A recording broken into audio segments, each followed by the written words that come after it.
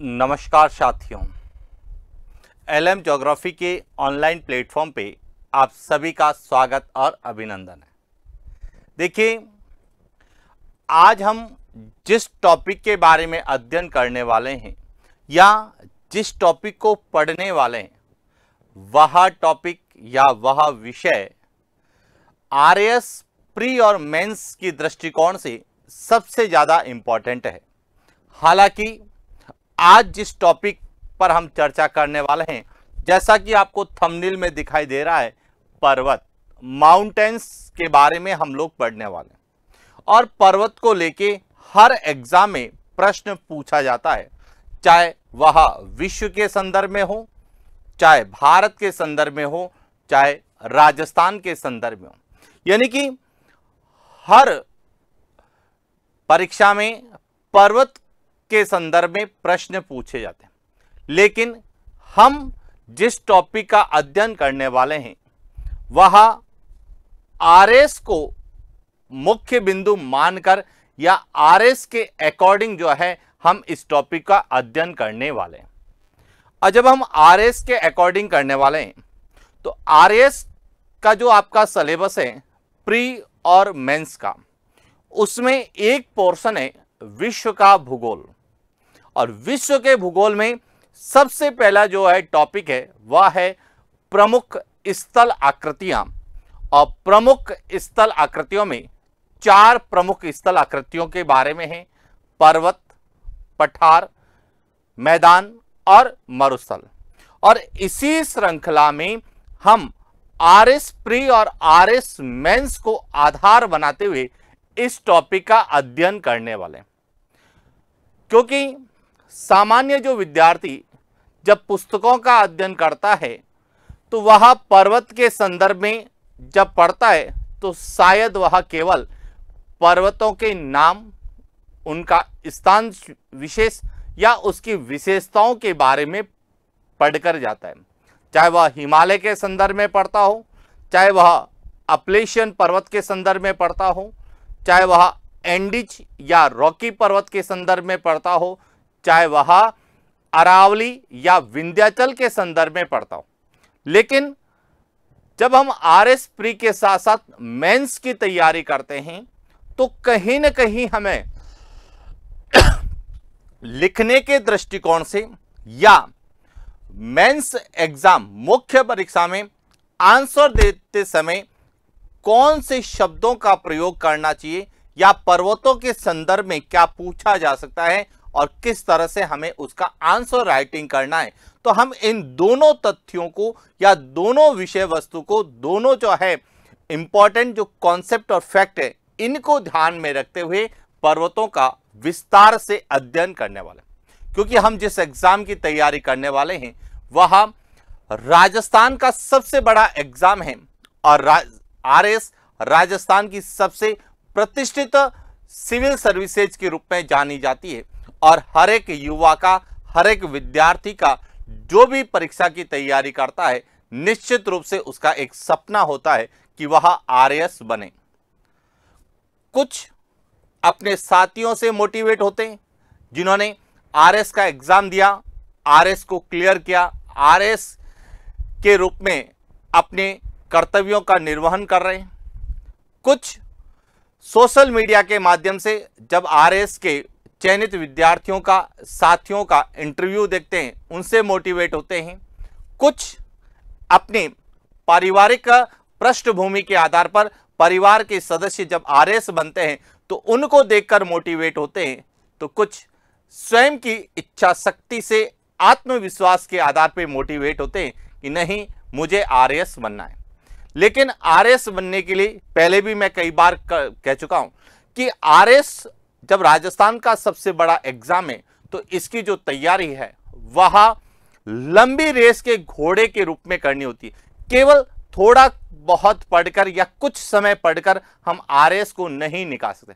हाँ, RAS pre जो कि वस्तुनिष्ठता पर आधारित है, उस एग्जाम को तो हम क्लियर कर लेंगे। लेकिन मुख्य परीक्षा में, जिसमें लेखन शैली का, आपके लिखित और कह सकते हैं कि आपकी स्मृति दोनों का जो है परीक्षण होता है, उसमें सबसे ज्यादा जो है समस्याएं आती है।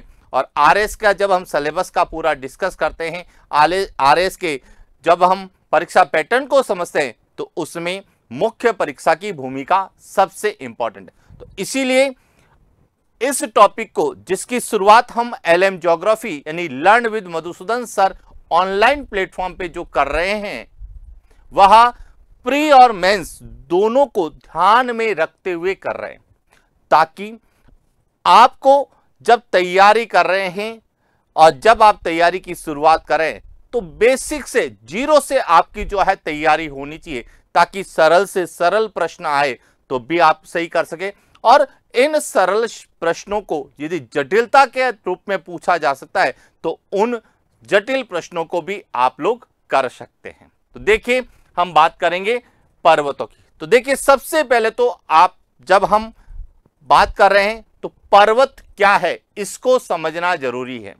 अब देखिए, पर्वतों को लेके प्रश्न कहां से आते हैं, यहां हमें क्लियर होना चाहिए। पर्वतों को लेके 3 प्रकार के प्रश्न एग्जाम में पूछे जाते हैं। सबसे पहला प्रश्न, यदि हम प्री के आधार पर देखा जाए, तो आपसे महाद्वीपों के संदर्भ में या किसी देश के संदर्भ में पर्वतों की स्थिति या उसकी सर्वोच्च चोटी को पूछा जाने की संभावना है, जो कि सामान्यतः सुमेलित करने के संदर्भ में या कौन सा युग्म सुमेलित नहीं है उसके संदर्भ में प्री में प्रश्न आते हैं, जो कि हम कोई भी किताब, कोई भी गाइड, किसी भी तरह से पढ़ सकते हैं, याद कर सकते हैं। लेकिन जब मेंस में प्रश्न पूछे जाते हैं तो प्रश्न पर्टिकुलर किसी एक पर्वत या एक क्षेत्र विशेष से नहीं आता है, हमें पर्वतों के प्रकारों के बारे में पूछा जाता है, उन पर्वतों के निर्माण या विशेषताओं को लेकर प्रश्न पूछा जाता है। जैसे कई बार प्रश्न पूछा जाता है, कार्डिलेरा 15 शब्दों में लिखिए। पर्वत कटक और पर्वत श्रेणी में अंतर स्पष्ट कीजिए। अब जब ये शब्द आते हैं, यानी कि माउंटेन रिज और माउंटेन रेंज, इनमें अंतर स्पष्ट कीजिए। वलित और भ्रंशोत पर्वत में अंतर स्पष्ट कीजिए, या नवीन और प्राचीन वलित पर्वत के उदाहरण बताइए। तब कहीं विद्यार्थी अपने आप को अधूरा महसूस करता है कि यह तो हमने कहीं पढ़ा ही नहीं। जबकि मेंस में भ्रंशोत पर्वत, जिसे हम ब्लॉक पर्वत कहते हैं, संग्रहित पर्वत के बारे में कई बार पूछा जाता है। जटिल पर्वत के उदाहरण पूछे जाते हैं कि विश्व में जटिल पर्वत के प्रमुख उदाहरण कौन कौन से हैं, ये हमें पूछे जाते हैं। या भ्रंशोत पर्वत क्या होते हैं, 15 शब्द में लिखने होते हैं। या हॉर्स पर्वत क्या होते हैं, 15 शब्दों में लिखे जाते हैं। तो इस तरह से, जिस तरह से हमें प्री में और मेंस में प्रश्न पूछे जा सकते हैं, उसी को आधार बनाकर हम इन टॉपिक्स को करने वाले हैं, ताकि आप अपने अच्छे से नोट्स तैयार कर सकें, आप अपनी लेखन शैली को अच्छा कर सकें, और जो भी हम लिखेंगे क्रमबद्धता के रूप में लिखेंगे, ताकि यदि प्रश्न डायरेक्ट पूछा जाए तो हम वैसा का वैसा प्रश्न का उत्तर परीक्षा में लिख सकें। इस तरह से हमको जो है तैयारी करनी है, और हम इसी तरह से आपको बताने वाले भी हैं। तो सबसे पहले हम बात करते हैं पर्वतों के बारे में, कि पर्वत हमारे सिलेबस में कहां है और इसमें हमें क्या याद रखना है। तो देखिए, सबसे पहले आता है पर्वत जो है, यहां आपके जो टॉपिक है वह है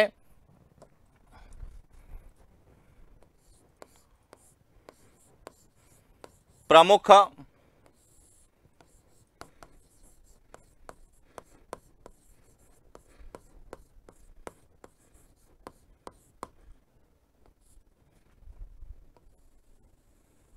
स्थला आकृतियों के अंतर्गत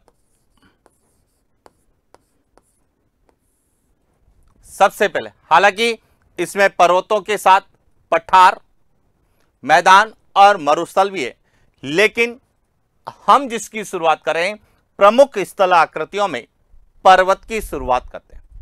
अब सबसे पहला प्रश्न आता है कि पर्वत किसे कहते हैं।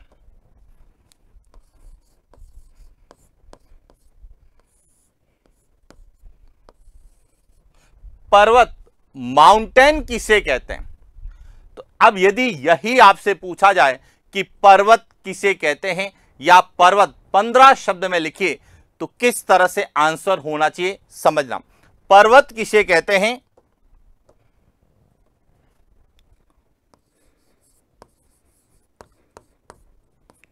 पृथ्वी की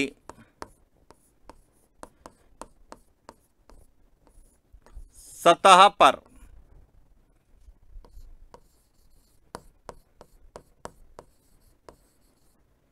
द्वितीयक क्रम के उच्चावच। यानी कि अब यहां पे आप यह भी लिख सकते हैं धरातल पर द्वितीय क्रम के उच्चावच। पृथ्वी की सतह नहीं लिखकर हम यहां पर यदि शब्द सीमा में लिखें तो इसको इस तरह से भी लिख सकते हैं, धरातल पर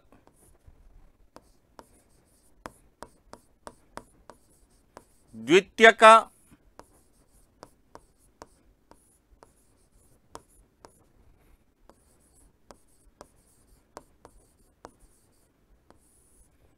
क्रम के उच्चावच। पहली की है कि धरातल पर यह जो पर्वत है ये द्वितीय क्रम के क्या होते हैं? उच्चावच होते हैं, जो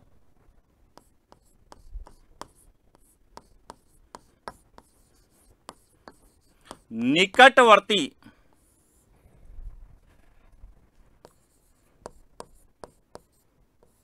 क्षेत्र से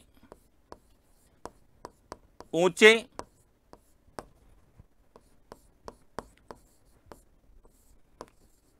तीव्र ढाल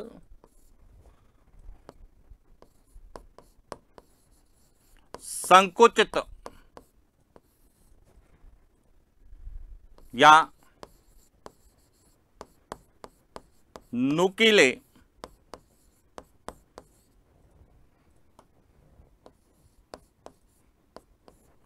शिखर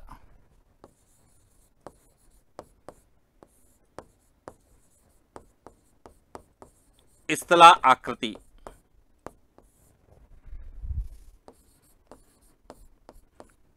पर्वत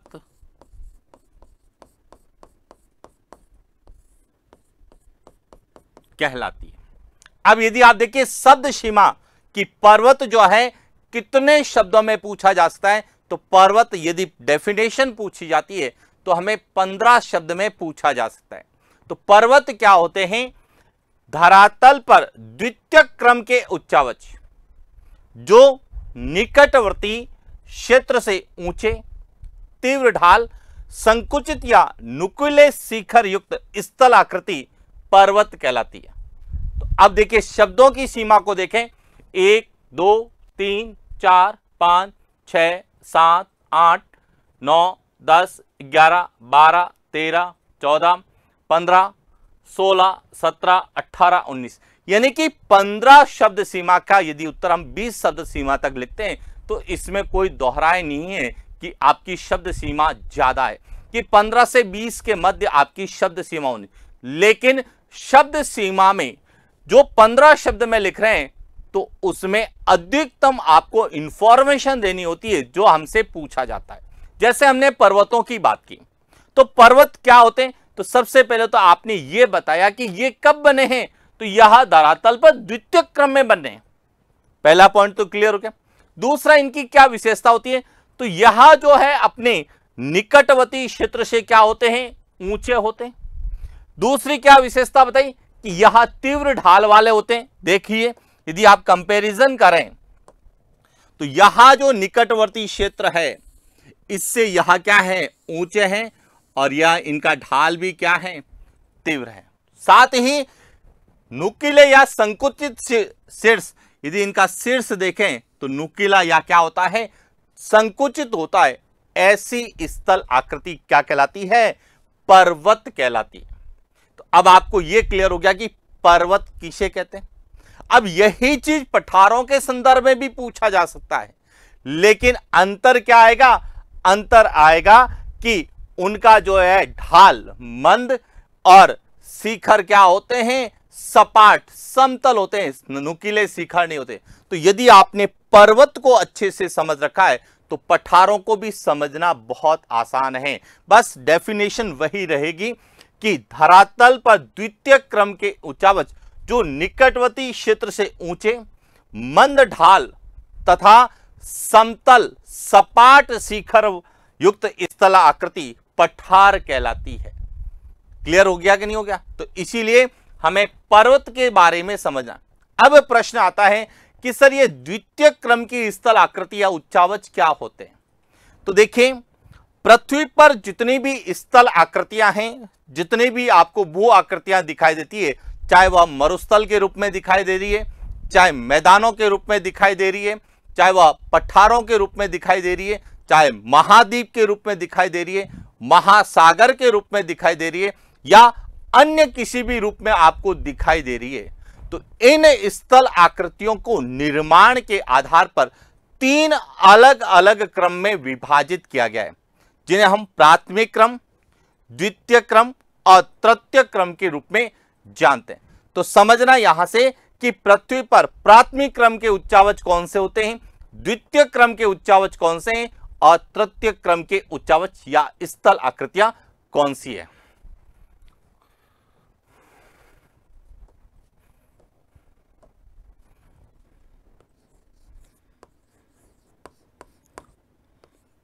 पृथ्वी पर स्थित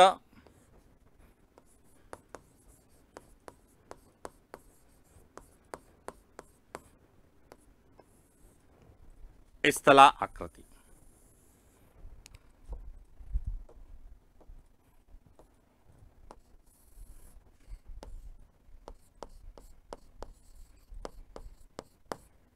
प्राथमिक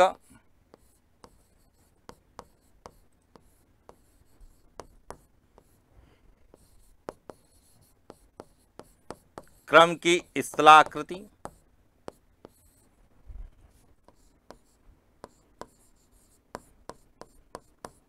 द्वितीय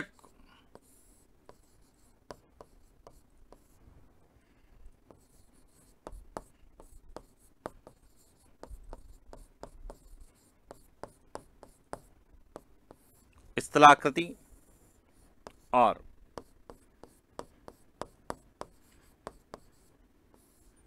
तृतीय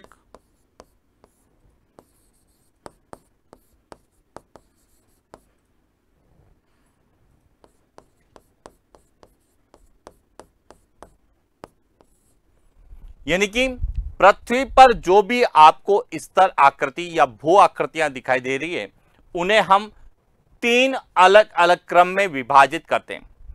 प्राथमिक क्रम या प्रथम क्रम की स्थल आकृतियां, द्वितीय क्रम की स्थल आकृतियां और तृतीय क्रम की स्थल आकृतियां।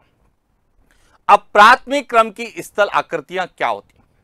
प्राथमिक क्रम की स्थल आकृतियों का तात्पर्य वे स्थल आकृतियां जिनकी उत्पत्ति पृथ्वी की उत्पत्ति के बाद सबसे पहले हुई। तो देखिए, आप लोगों ने पढ़ा होगा कि पृथ्वी पहले एक आग का गर्म गोला थी। क्या थी? आग का गर्म गोला थी। जब धीरे धीरे यहां ठंडी हुई तो सबसे पहले यहां पर स्थल मंडल का विकास हुआ। किसका विकास हुआ? स्थल मंडल। उसके बाद वायुमंडल, उसके बाद जलमंडल और उसके बाद जैवमंडल का विकास हुआ, जिसे हम पृथ्वी के परिमंडल के रूप में जानते हैं।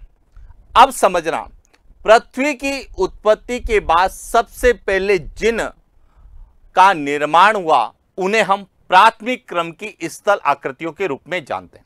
तो देखिए, पृथ्वी पर सबसे पहले जो स्थल आकृतियां हुई उनमें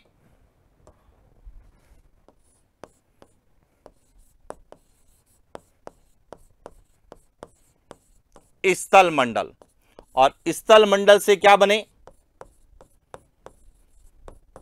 महाद्वीप। और दूसरा क्या था? जल मंडल, जिससे क्या बने?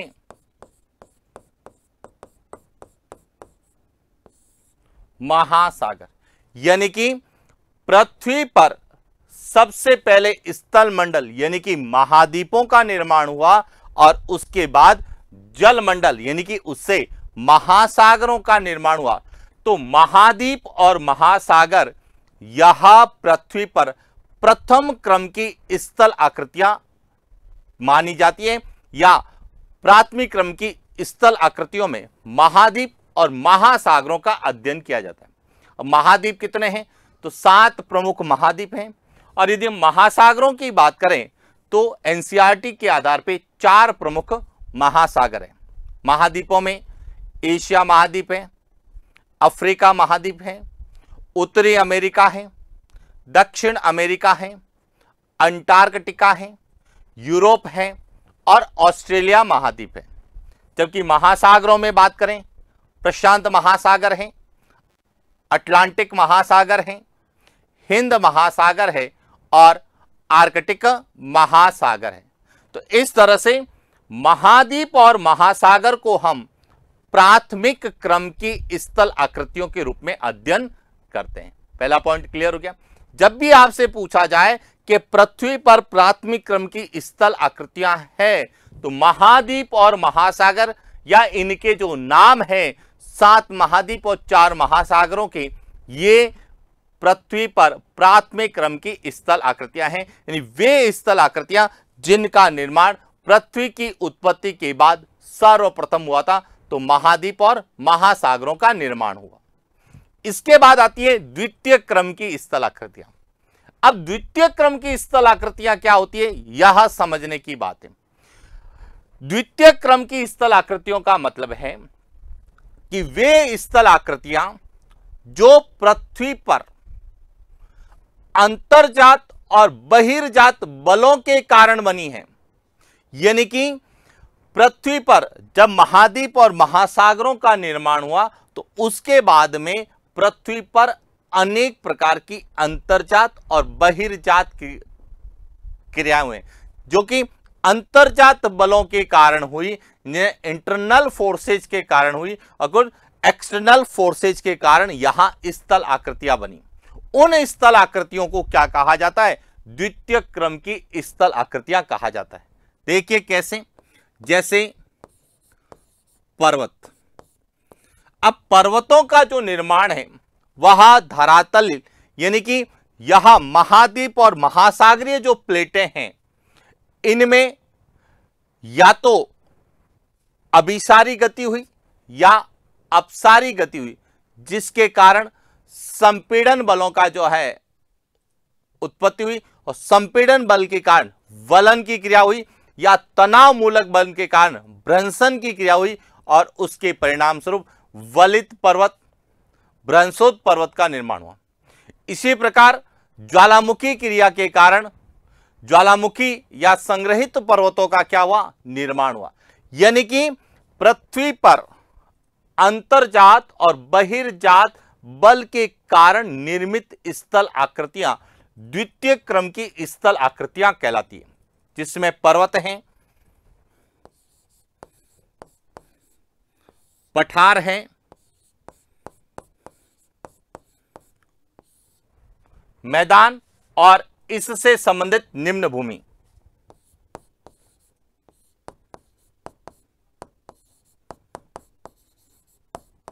संबंधित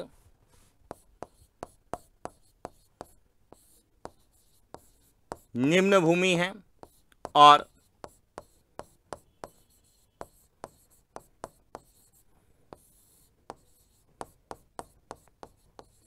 महाद्वीपीय सिल्ट, यह सभी जो है वह कैसी? द्वितीय क्रम की स्थल आकृतियां।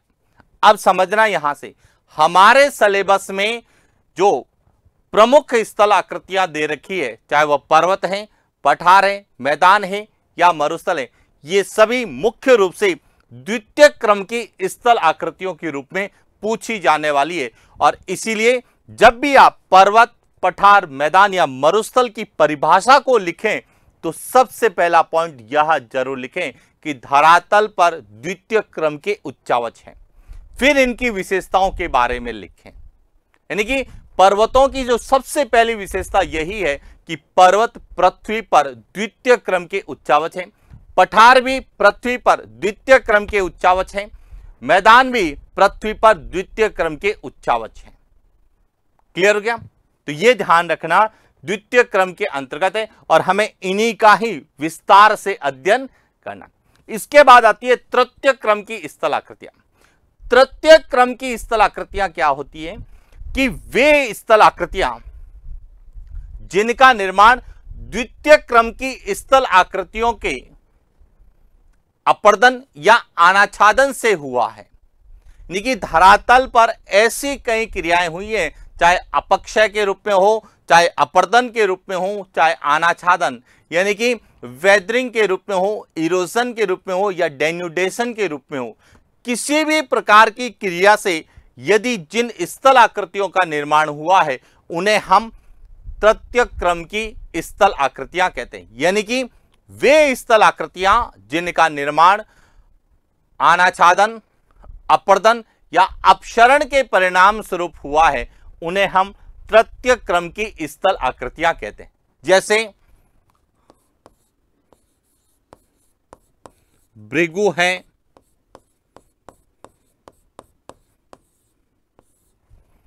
हिमोड है, सर्क है,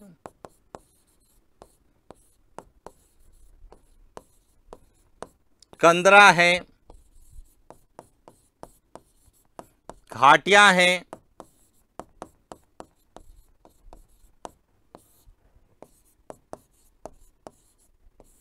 बालू का स्तूप है। यानी कि जैसे नदी जब बहती है या नदी या जल प्रवाहित होता है तो वह अपर्दन करता है, निक्षेपण करता है, तो उसके कारण जिन जिन का निर्माण होता है, जैसे वी आकार की घाटियां नदियों द्वारा निर्मित होती है, गॉर्ज है, कैनियन है,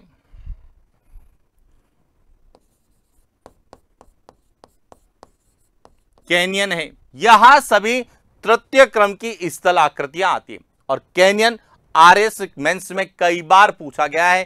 कैनियन 15 शब्द में लिखिए, आप पुराने पेपर्स को देखेंगे तो आपको कैनियन शब्द जरूर मिलेगा, 15 शब्द में लिखना होता है। तो कैनियन एक तरह से नदी द्वारा निर्मित तृतीय क्रम की स्थल आकृति है जो नदियों के जल के अपर्दन के परिणाम स्वरूप निर्मित होती है और वह घाटी और गार्ज से विस्तृत होती है। जैसे कोलोराडो नदी के द्वारा विश्व का सबसे बड़ा कैनियन का निर्माण किया जाता है जो कि यूएसए में है। तो इसीलिए ध्यान रखना कि ये जो स्थल आकृतियां हैं यह हमें तृतीय स्थल आकृतियों के तृतीय क्रम की स्थल आकृतियों के संदर्भ में पूछी जाती।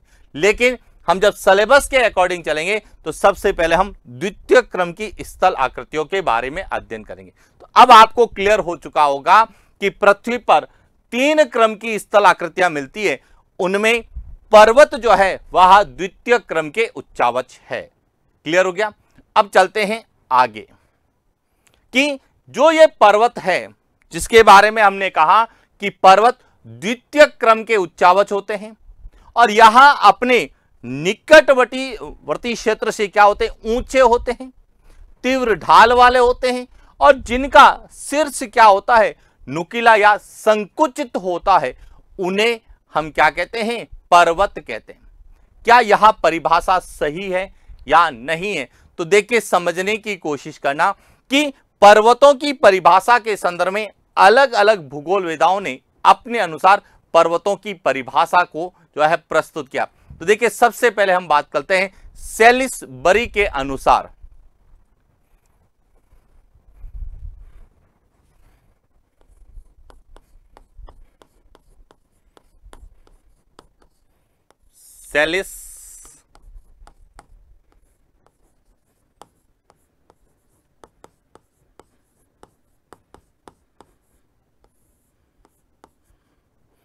सेलिसबरी जो कि एक भूगोल वेदा हुए, उनके अनुसार पर्वत क्या होते हैं कि संकुचित शिखर वाले उच्च स्थल पर्वत कहलाते हैं।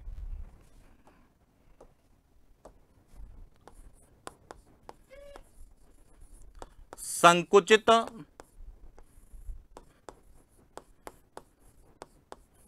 शिखर वाले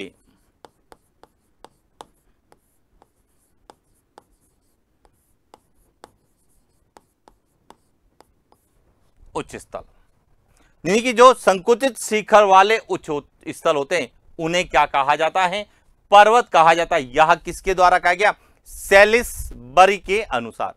इसी प्रकार एक और भूगोलविदा हुए जिनका नाम था प्रोफेसर फिंच। प्रोफेसर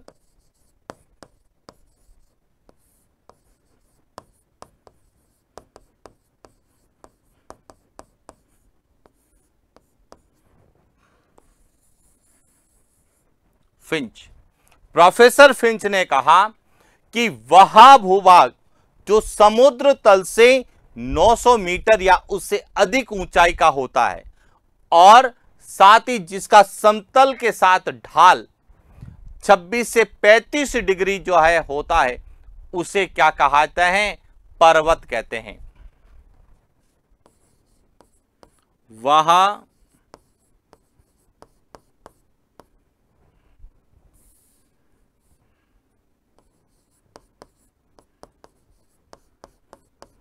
भूभाग जो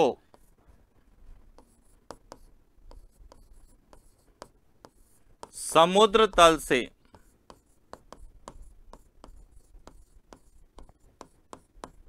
900 मीटर या अधिक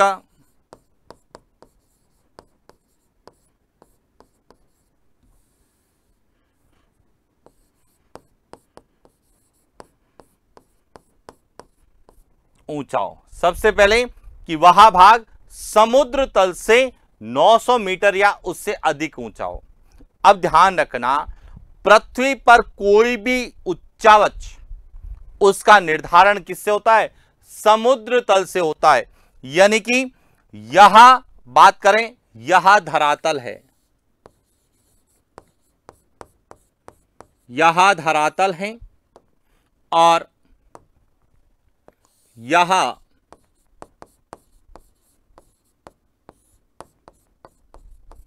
समुद्र तल है।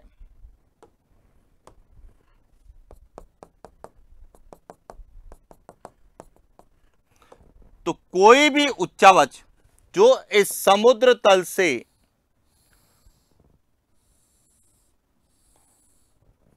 कितना होगा?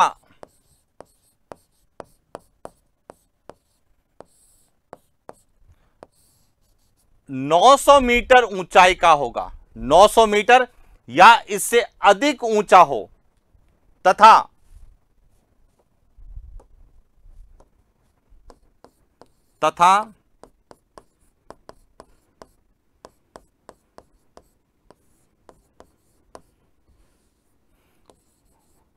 समतल के साथ ढाल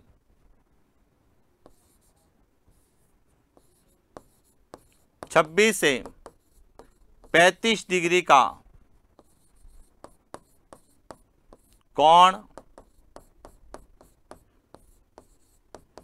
बनाता है। यानी कि समुद्र तल से 900 मीटर या उससे अधिक होगा, लेकिन जो समतल है, धरातल है, इसके साथ कोण कितना बनाएगा? 26 से 35 डिग्री का कोण बनाता है। यानी कि जो तीव्र ढाल वाले होते हैं उन्हें ही क्या कहा जाता है? पर्वत कहा जाता है। तो इसीलिए जब हमने पर्वतों की परिभाषा को लिखा तो हमने लिखा कि पर्वत द्वितीय क्रम के उच्चावच होते हैं जो अपने निकटवर्ती क्षेत्र से ऊंचे होते हैं। और फिच ने कहा कि यह ऊंचाई 900 मीटर या उससे ज्यादा हो सकती है। इसके बाद यह भी लिखा तीव्र ढाल, तो फिच ने कहा नहीं, यह ढाल जो है धरातल के साथ कितना होगा? 26 से 35 डिग्री होगा और जिसका शीर्ष क्या होता है?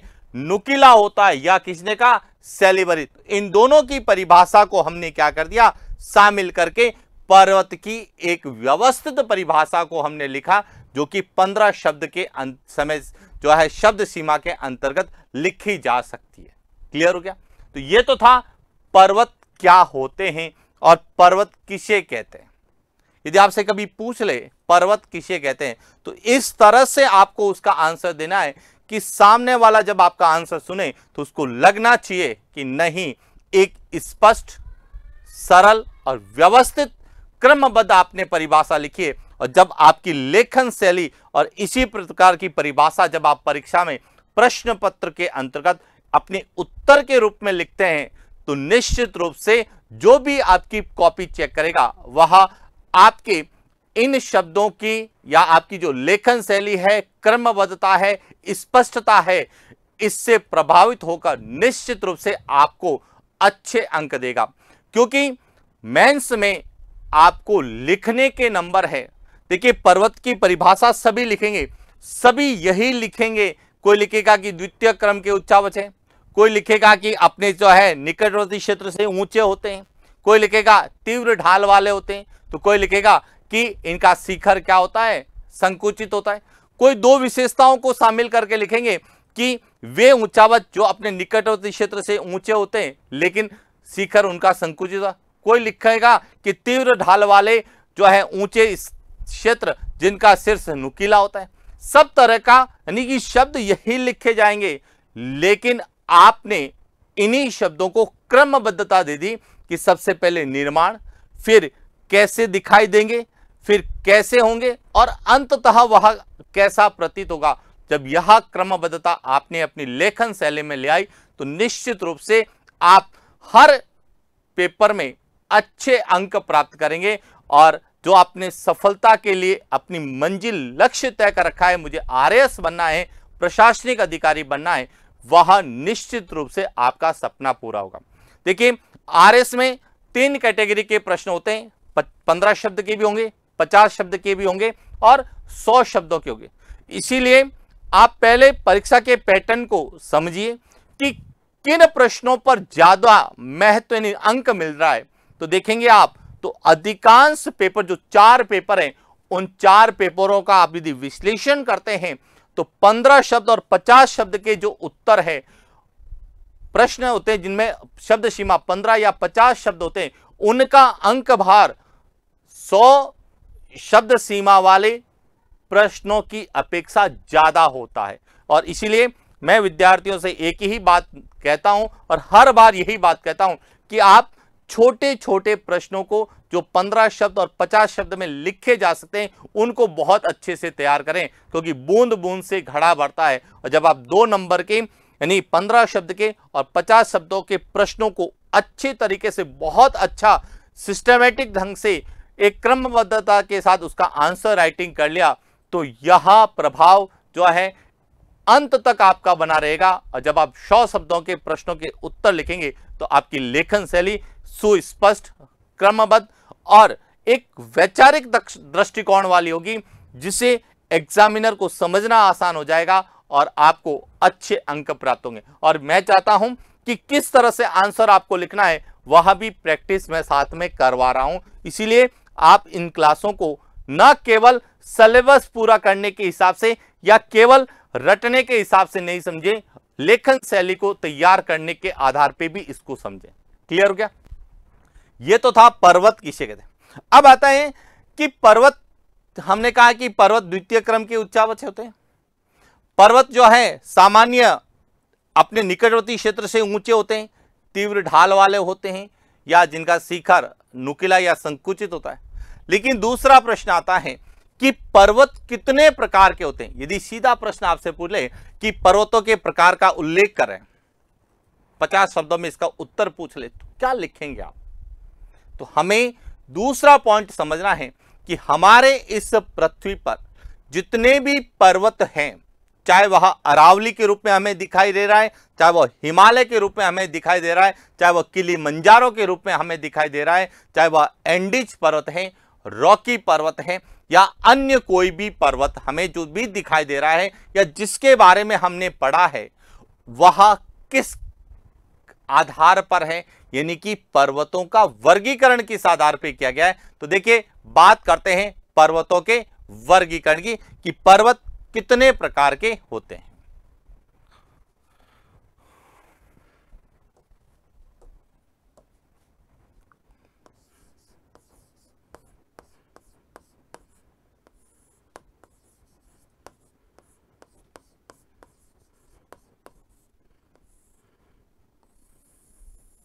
पर्वतों के प्रकार। अब देखिए पर्वतों को जो है 4 प्रकार से बांटा गया है। कितने प्रकार से? पर्वतों का जो वर्गीकरण है वह 4 प्रकार से किया गया है। सबसे पहला वर्गीकरण किया गया है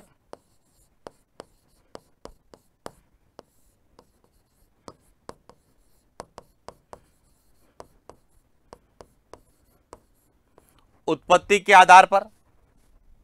दूसरा जो वर्गीकरण किया गया है वह किया गया है पर्वत निर्माणकारी घटनाओं के आधार पर।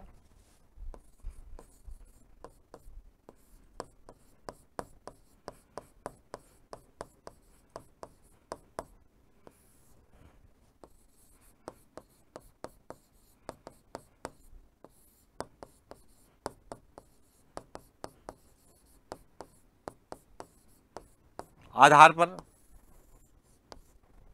तीसरा है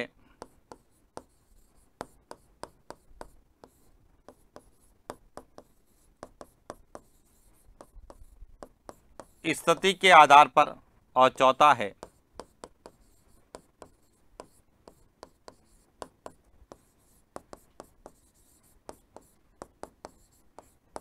ऊंचाई के आधार। अब देखिए जब भी आपसे पूछा जाए कि पर्वतों के प्रकार को स्पष्ट कीजिए तो आपको 50 शब्द में यह पूछा जाएगा। और जब 50 शब्द में पूछा जाए तो आप इस तरह का यदि फ्लो चार्ट बना देते हैं तो निश्चित रूप से पर्वतों के हर प्रकार को आप समझा सकते हैं कि पर्वत कितने प्रकार के होते हैं। देखिए सबसे पहले हम बात करते हैं उत्पत्ति के आधार पर कि इन पर्वतों का निर्माण कैसे हुआ है। तो उत्पत्ति के आधार पर 6 प्रकार के पर्वत होते हैं। कौन से होते हैं? देखिए उत्पत्ति के आधार पर बात करें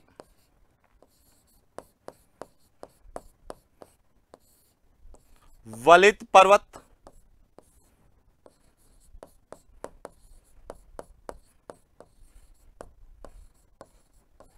भ्रंशोत पर्वत जो सबसे ज्यादा पूछे जाते हैं। इसके अलावा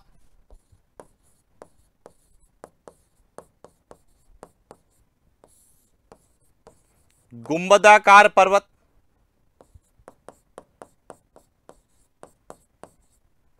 संग्रहित पर्वत,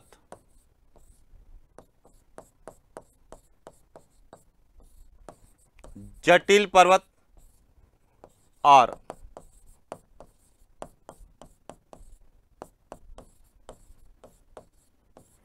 अवशिष्ट पर्वत। अब देखिए उत्पत्ति के आधार पे 6 प्रकार के पर्वत हैं और यदि आप 50 शब्दों में केवल इन 6 शब्दों को इस डायग्राम या फ्लो चार्ट के फॉर्मेट में लिखते हैं तो निश्चित रूप से आप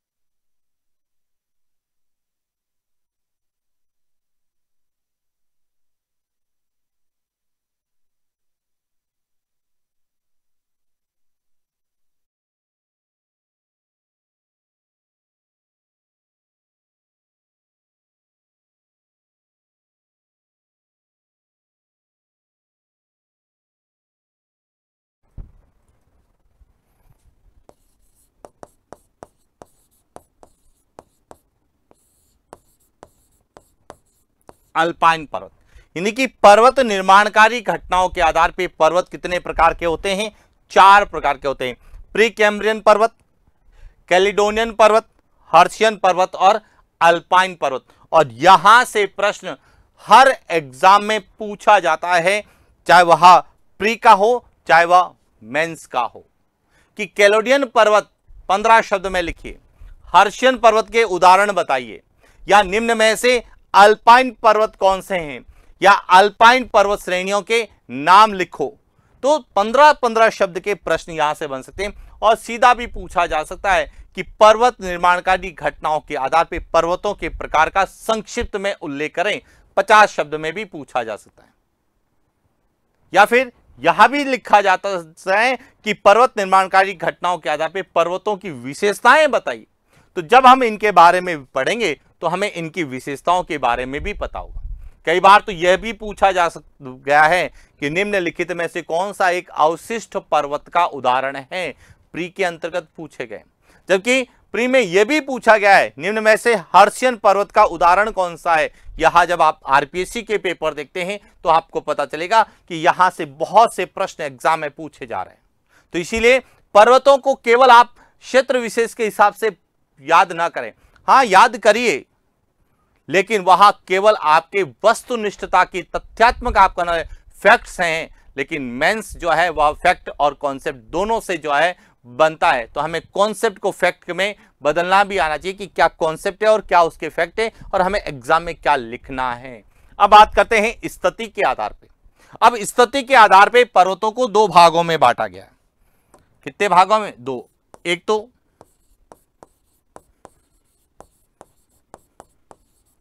महाद्वीपीय पर्वत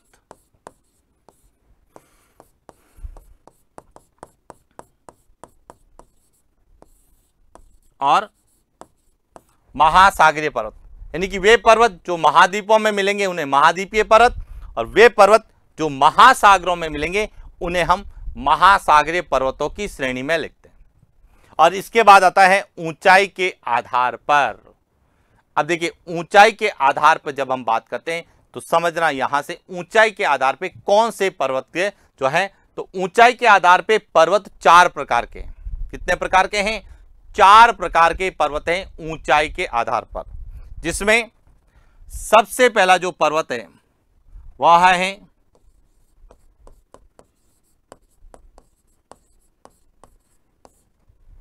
ऊंचे पर्वत होते हैं। उसके बाद जो होते हैं वह घर्षित पर्वत होते हैं।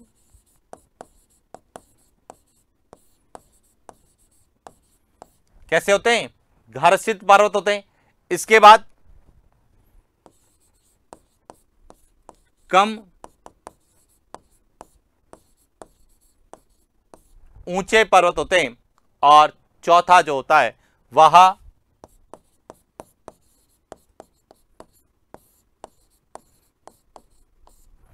निचले पर्वत होते हैं। तो अब आपको पर्वतों के प्रकार तो क्लियर हो गए कि पर्वत कितने प्रकार के होते हैं। लेकिन जब हमें मेंस या प्री में प्रश्न पूछे जाते हैं तो हमें इन 2 में से प्रश्न पूछे जाते हैं।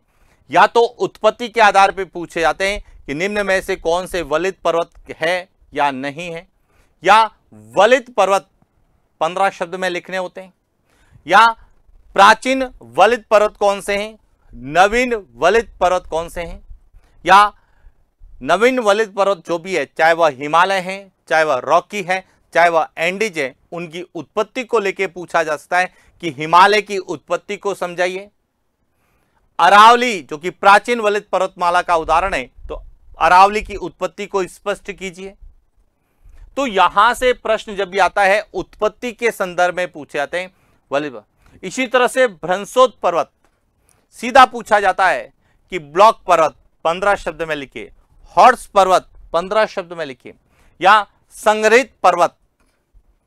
अब जब संग्रहित पर्वत आते हैं या कई बार आता है संग्रहित पर्वत के उदाहरण बताइए।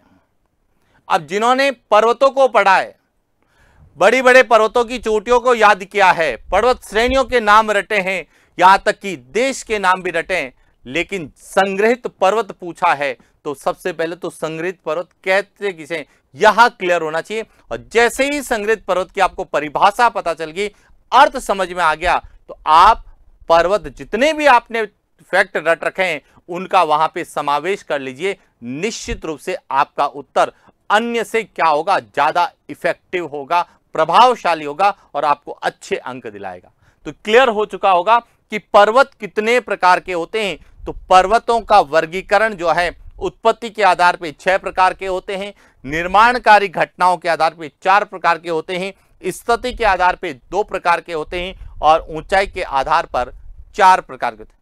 अब कई बार प्रश्न आ जाए कि घर्षित पर्वत का उदाहरण बताइए, घर्षित पर्वत 15 शब्द में लिखें, तो विद्यार्थी सोचेगा यार पर्वत तो पढ़ा, ये घर्षित पर्वत क्या होता है। और वह शब्दों को लिखना ऊंचाई के आधार पर होता है और वह कई बार लिख देता है उत्पत्ति के आधार पर, यानी कि वह अवशिष्ट पर्वत को ही घर्षित पर्वत मान के आंसर लिख देता है।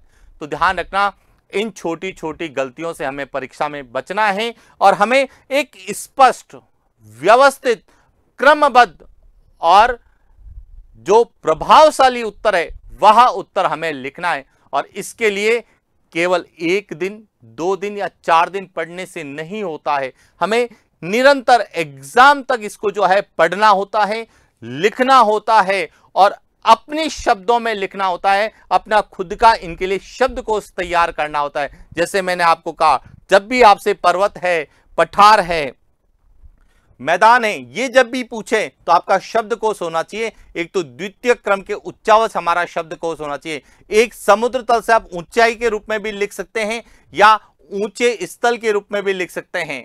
तीसरा, ढाल के संदर्भ में लिख सकते हैं, शिखर के संदर्भ में लिख सकते हैं। तो हर एक परिभाषा, हर एक प्रश्न की आपके पास शब्दकोश होना चाहिए कि हमें जब ये पूछा जाए तो यह शब्द हमें लिखने होते हैं। और जब आप एक अच्छे से, ज्योग्राफी में तो फिक्स है कि आप 200-300 शब्दों का एक शब्दकोश तैयार कर लें और उन शब्दकोश को आधार पर आप प्रत्येक प्रश्न का उत्तर स्पष्ट, व्यवस्थित, क्रमबद्ध और प्रभावशाली रूप से लिख सकते हैं।